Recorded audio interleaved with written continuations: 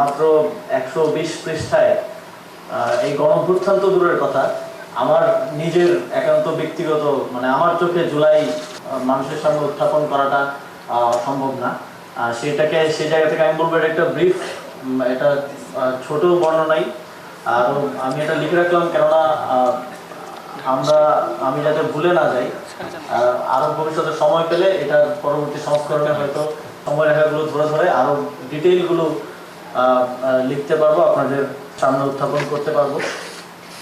এবং জুলাইয়ের ইতিহাসটা তখনই পরিপূর্ণতা পাবে যখন আমি মনে করি যে সারা দেশে যে সহস্র সংগঠক, সহস্র কর্মী এই আন্দোলনে ছিল, সকলের পার্টগুলো যখন উঠে আসবে। নাহিদ ভাই যথার্থই বলেছেন যে কুমিল্লা আসলে যে সংগঠিত করছিল তার ইতিহাসটা তো আমাদের সামনে নেই, আমরা তো জানি না। আমরা তো ভাষা কিছুটা শুনেছি কিংবা আমরা মিডিয়াতে দেখেছি, কিন্তু ভেতরের গল্পটা তো শুধুমাত্র সেই সংগঠক বা সংগঠকরাই জানেন।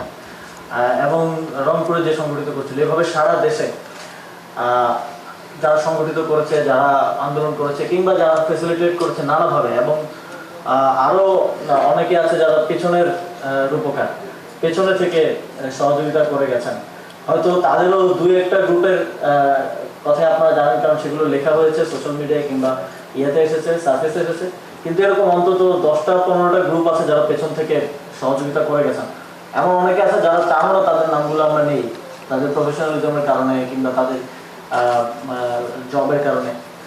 তো এরকম অনেকগুলো ফ্যাক্টর, অনেকগুলো মানুষ এই জুলাই গণঅভ্যুত্থানের সাথে জড়িত। দেশ জুড়ে তোলপাড় ওয়ালটন ফ্রিজ কিনে আপনিও হয়ে যেতে পারেন মিলেনিয়ার। এই বইটা শুধুমাত্র আমি আসিফ মাহমুদ, আমার চোখে জুলাই, আমার ব্যক্তিগত অভিজ্ঞতার জায়গা থেকে লেখা। তারপর আমি মনে করি এটা সম্পূর্ণ না আমার দিক থেকে। এবং জুলাই গণঅভ্যুত্থানের আমি প্রত্যাশা রাখবো এবং আহ্বান করব যারা জুলাই গণঅভ্যুত্থানে যেভাবেই সম্পৃক্ত ছিলেন সবাই আপনাদের পাঠটা লিখবেন, যাতে করে আমরা অন্তত আগামী 2-3 বছরের মধ্যে জুলাই গণঅভ্যুত্থানের একটা পূর্ণ চিত্র পাই, আমাদের কাছে যেন একটা পূর্ণাঙ্গ ইতিহাস থাকে। এবং আমরা যেভাবে দেখি যে মুক্তিযুদ্ধের ইতিহাসকে বিভিন্ন পর্যায়ে বিভিন্ন সময় নানাভাবে ফেব্রিকেটেড করা হয়েছে, সেটা যাতে না হয় সেজন্য আপনারা স্মৃতিতে থাকা অবস্থাতেই সেই স্মৃতিগুলো সংরক্ষণ করবেন, লিখবেন এবং সংরক্ষণ করবেন এবং আমাদের পরবর্তী প্রজন্মের কাছে পৌঁছে দেওয়ার জন্য প্রস্তুত করবেন।